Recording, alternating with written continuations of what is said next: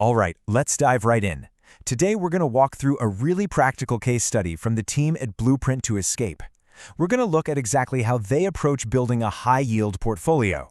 The whole point? Generating enough income to achieve financial independence. We're going to break down this strategy piece by piece, but before we get to the good stuff, we need to get something important out of the way. Okay, so let's be super clear from the get-go, this is for educational and entertainment purposes only. We're showing you the thinking behind a strategy. This is not financial advice, it's not tax advice, and it's definitely not investment advice. What works in this specific case study might be totally wrong for you, so please always chat with a professional who knows your personal situation. And, building on that, you've got to do your own homework. The ETFs we're about to talk about, they're just examples for this case study. They are not sponsoring this content, and all this is based on research from early 2026. The real lesson here isn't about the specific tickers. It's about the principles. So think of this as a blueprint, not a shopping list. So here's the game plan. First, we'll talk about the big challenge we're trying to solve. Then, we'll break down the three main pillars they use: the stability of Canadian financials, the growth of U.S. tech, and the diversification from something called business development companies. And then, we'll wrap it all up with the single most important lesson from this whole exercise. So what is this high-yield challenge? Well, it's the question so many of us face. How do you actually build a portfolio that spins off a steady, reliable income? This is a huge deal, especially for folks maybe over 40 who are looking at financial independence not as some far-off dream, but as a real, tangible goal. You've spent years building your nest egg. Now, how do you make that money work for you? All right, let's start building this portfolio. The very foundation, pillar number one, is Canadian financials. For anyone looking for income, especially here in Canada, this sector is pretty much the bedrock. It's that solid, stable base you build everything else on top of.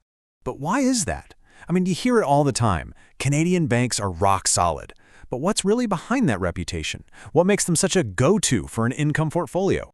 Well, this really breaks it down. For one, their historical performance is just strong, period. Their whole structure is more conservative and regulated than a lot of their global peers, which has helped them avoid major blowups. And for Canadians, these aren't just logos on a screen, they're on every street corner. That familiarity makes them a really understandable part of a portfolio. So how do you get exposure to this whole sector easily? In this case study, the specific tool they used is an ETF with the ticker BANK. It's designed specifically to squeeze an enhanced yield out of Canada's biggest financial players. So let's pop the hood and see what's inside. And this is why it's so interesting. It's not just the big six banks, your TDs, RBCs, Scotiabanks. It also holds the big insurance companies, or life cos like Manulife and Sun Life. So you're getting this really nice broad exposure across the entire Canadian financial landscape, not just pure banking. And the results? Well, they kind of speak for themselves. A 39% total return over the last year. Now, that's not just the stock price going up. That's a combination of that appreciation plus a massive yield that's been sitting in that 13 to 15% range. For a foundational holding, getting that kind of stability and that kind of cash flow, yeah, that's hitting the bullseye. Okay, for pillar number two, we're making a hard pivot to something completely different: U.S. technology. But the play here isn't just about chasing the next hot stock. It's about a bigger idea, that tech has basically become a new essential utility. This quote just nails the whole concept. Seriously, think about it. You check into a hotel. What's the first thing you ask for? The Wi-Fi password? We literally can't run our lives or our businesses anymore without things like AI, cloud computing, and cybersecurity. It's as essential as running water. And let's be honest, the engine driving all of that is overwhelmingly based in the US. So the question becomes, how do you tap into that incredible growth story, but still stick to our main goal of generating income? The vehicle used in this case study is HTA. The name pretty much says it all: Harvest, Tech, Achievers, Growth, and Income ETF. Now here's what makes this ETF so clever. It holds 20 of the biggest names in tech, but, and this is the key, it's equally weighted. That means you're not just overly concentrated in the handful of magnificent 7 stocks. It spreads your bet across leaders in semiconductors, software, you name it. It's a really smart way to get diversification within the tech sector itself. And true to its name, HTA really delivers on the income side too. Right now, it's kicking out a yield of around 9%, and it pays you that income every single month. So you get to participate in the long-term growth of these tech giants while collecting a really substantial paycheck right now. It's a pretty sweet combination. All right, let's move on to our third and final pillar. And this is one that might be new for a lot of you. Business development companies, or BDCs for short. This is all about getting away from the regular stock market and tapping into something different, private credit. So what on earth is a BDC? Well, put simply, it's a company that lends money to or invests in small and medium-sized private companies. You can almost think of them as banks for businesses that aren't quite big enough to be on Wall Street. And as an investor in the BDC, you get a slice of the profits and the interest from all those loans. So why bother with these? Well, there are some pretty huge benefits.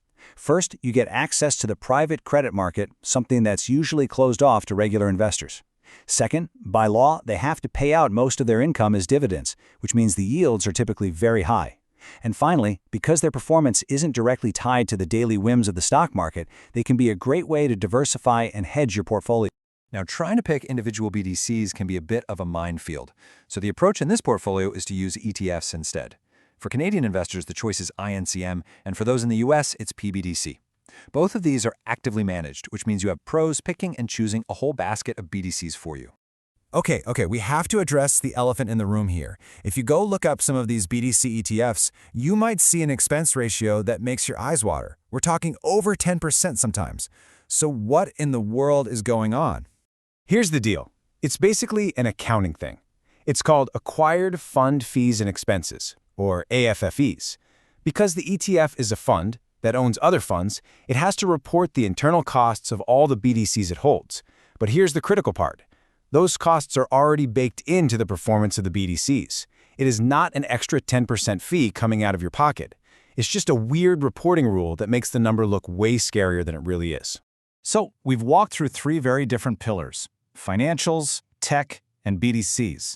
But honestly, we've now arrived at the most important part of this entire case study. The big lesson here isn't about the specific ETFs we talked about. It's about the philosophy behind why they were chosen. And this quote from the original case study just says it all. Please do not just run out and blindly copy this portfolio. The specific ETFs and sectors are just the tools. The real value is in understanding the principles that put them all together. And it really just comes down to these two simple ideas. First, structure is king. Think about how those three pillars balance each other out. You have stability, you have growth, and you have diversification. That's not an accident. And second, you have to understand what you own and why you own it. What job is each investment doing for you? If you can answer that, you're on your way to building a portfolio that actually works for your goals. So, that's our deep dive into this high-yield portfolio. But now, we really want to hear from you. What are your favorite sectors for generating income? Are you using BDCs? What about covered call ETFs? Drop your strategies and any questions you have in the comments below. Let's get a conversation going. We can all learn from each other. And finally, if you're serious about this stuff, about using passive income to design a life of financial freedom, maybe retire early, or even live a nomadic life, then make sure you subscribe. We do case studies like this all the time. Plus, the Blueprint to Escape team actually reveals their entire portfolio every single month, but only for subscribers. You don't want to miss that. Thanks so much for watching.